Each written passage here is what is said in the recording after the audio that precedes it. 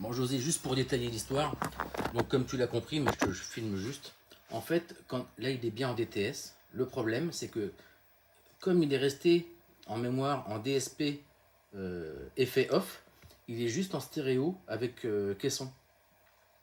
Et si tu rappuies un coup dessus, tu dis, bah, tiens, c'est bon, ça marche versural sur une, ou je sais pas quoi.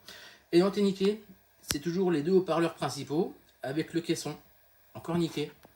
Et puis tu te dis, ah ben tiens, avec les DSP, il n'y a pas de souci, machin. Eh ben non, avec les DSP, ça marche pas non plus. Il te fait des réverbérations, mais toujours comme en stéréo avec le caisson de basse. Donc t'es baisé. Le seul moyen pour avoir le vrai DTS, c'est quand c'est DTS tout court. Et là, si tu n'as que le DTS tout court, effectivement, tes satellites fonctionnent, ton central fonctionne. Donc en fait, je pense que c'est vraiment un problème de paramétrage. Tu n'as pas fait gaffe que tu étais en DTS pur.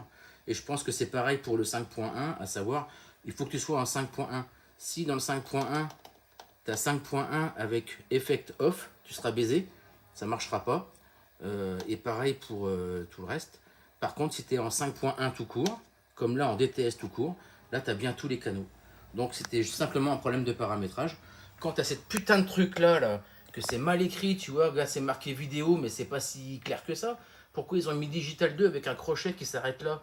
Moi j'ai dit putain, il y a une entrée, tu vois, ça va là-dessus et là-dessus. J'ai dit, bah, ça c'est juste de l'audio et ça, voilà.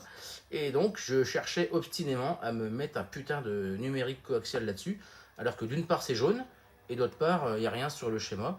Et quand on est con, c'est pour la vie. Voilà.